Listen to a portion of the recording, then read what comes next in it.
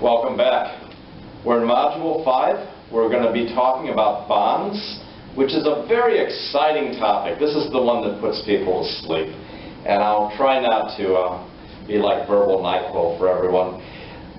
We're going to focus more than anything else on definitions in this chapter. I will show you how to compute a particular bond. Let me give you a preamble on all this. The bond is set at par at the moment that it's issued. In other words, the interest rate when the bond is issued reflects the interest rate in the market for that risk level of bond. So, at the moment the bond is issued, it's selling at par because it matches the market rate of interest. Once the bond is issued, the interest rates in the economy go up and down, and the interest rates related to that particular security go up and down. The problem is the market rate of interest is known as the yield to maturity. When the market rate of interest goes down, the value of the bond goes up. And when the market rate of interest goes up, the value of the bond goes down. They're inversely related. That's why bonds sell at a premium, which means they sell at more than par value, or they sell at a discount, which means they're selling below par value. You actually can interpret why this is happening.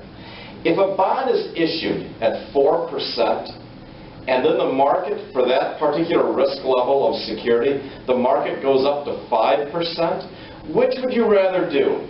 Buy this bond that's selling at 4%, or buy a newly issued bond of the same risk level that's selling at 5%. You'd rather make 5% than 4%. The only way that an investor can be coaxed into the secondary market to buy an existing bond that only pays 4% is if you sell that bond at a discount, so that overall he's making a 5% return when you factor in the discount. That's why there's an inverse relationship between the direction interest rates are going and the value of a bond. Let's take a look at the slides, then we'll get into definitions.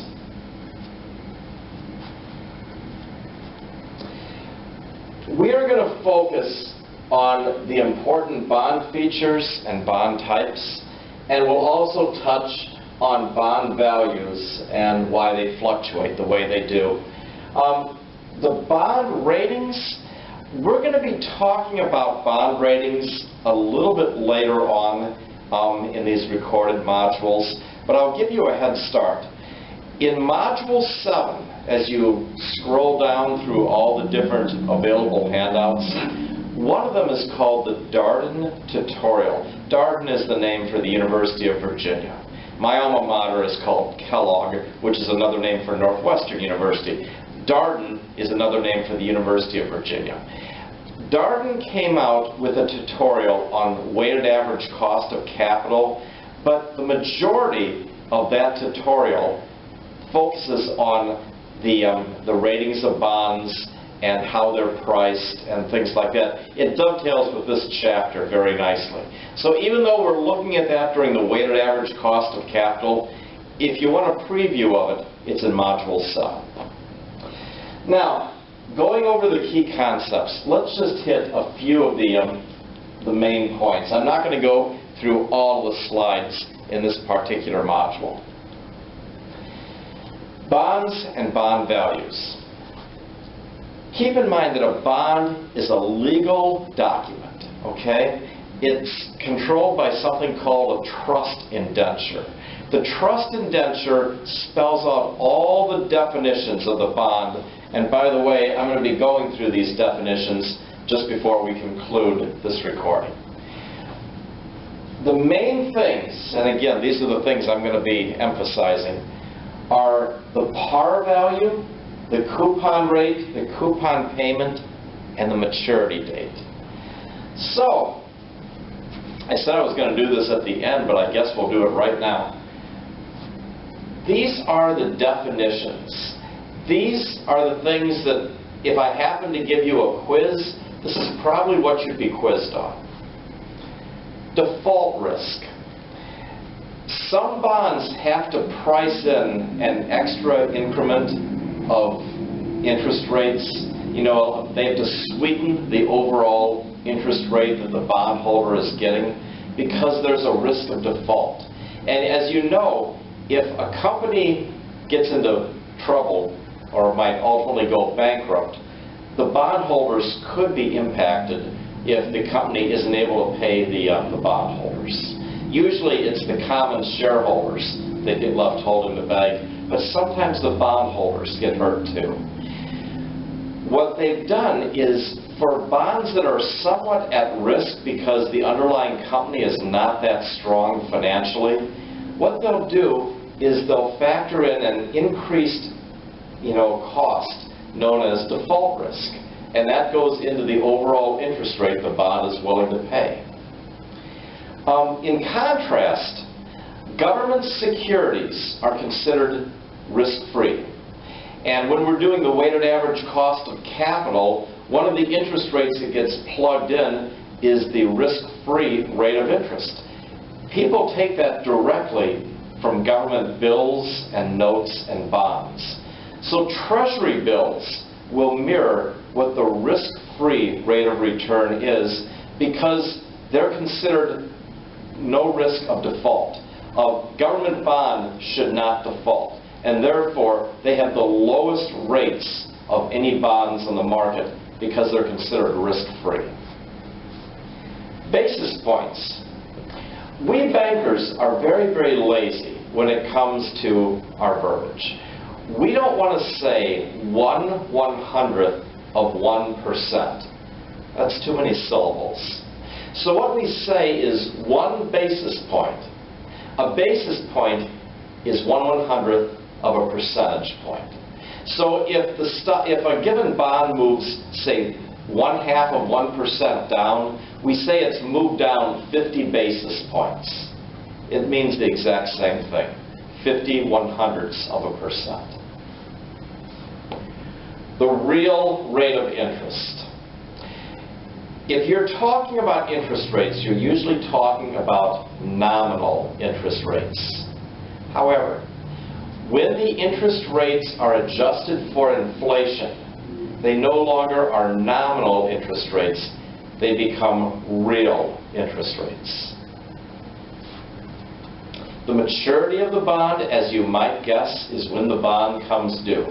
If the bond is set at $1,000 per bond, then on the maturity date you receive not only the interest that's due for the last period that you held it, but also $1,000, reflecting the par value of the bond. The par value also is known as the face value. Yield to maturity. Think of the current rate of interest in today's economy. Whatever level risk bond you have, whether it's a AA or a single A or a triple B or a double B, whatever its risk level, whatever that bond is paying today is the market rate of interest, but it's also known as the yield to maturity. And when you're using Excel to calculate the value of a bond, you've got to understand what today's yield to maturity interest rate is. Based on all of this, you can back in to whether you got a discount bond or you got a premium bond. And I'll give you a hint. If the bond was issued at a certain interest rate and the rates have gone up, you've got a discount bond. If it was set at a certain rate of interest and now, since then, rates have gone down, you've got a premium bond.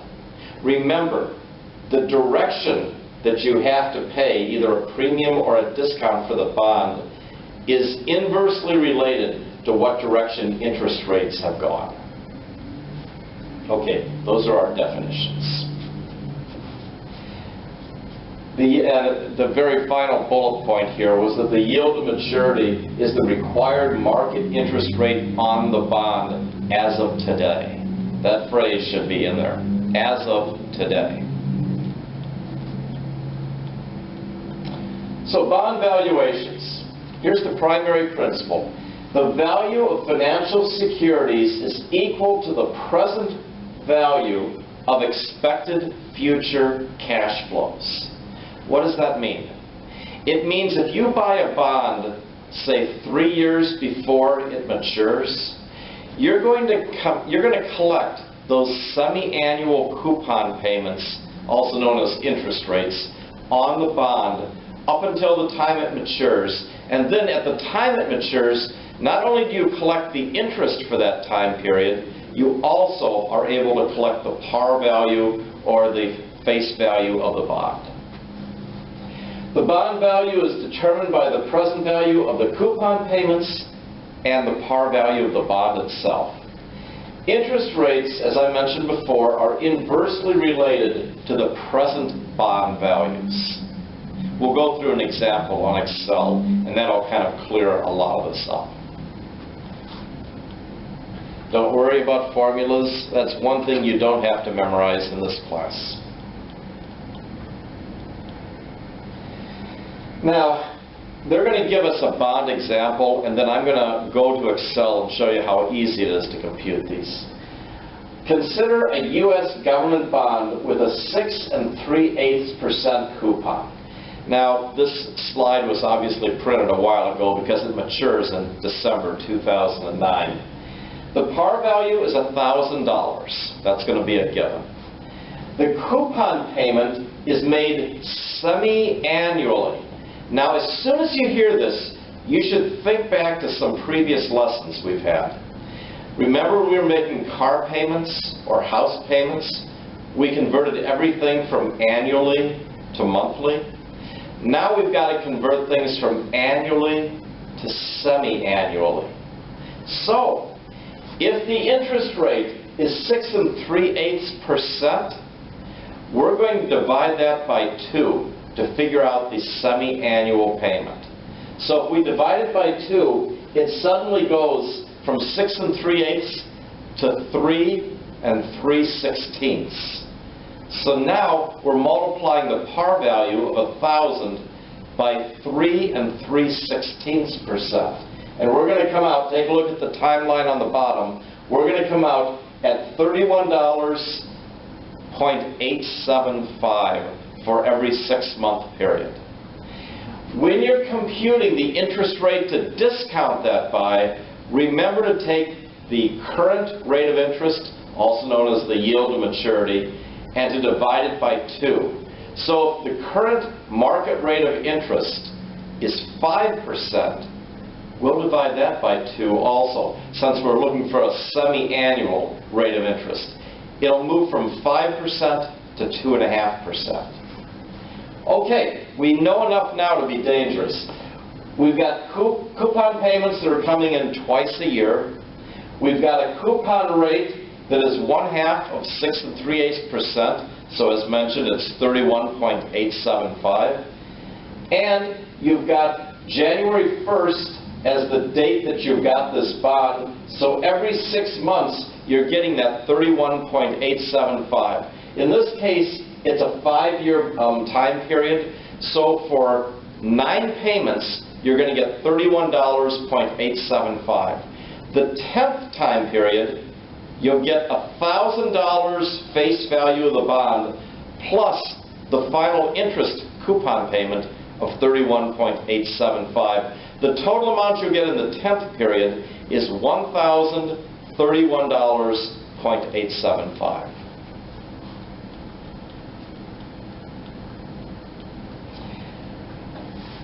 Because this was issued at 6 3/8% and interest rates in the economy have gone down to 5%, we already know that what we're looking at is a premium bond. So whatever we compute this at, we anticipate it's going to be more than $1,000 value. What they compute here, and this might be partially hidden by the flip chart, I hope it's not, it computes the value at $1,060.17. Let's take a look at our Excel slide and see whether or not that's, the truth. We will go to Excel.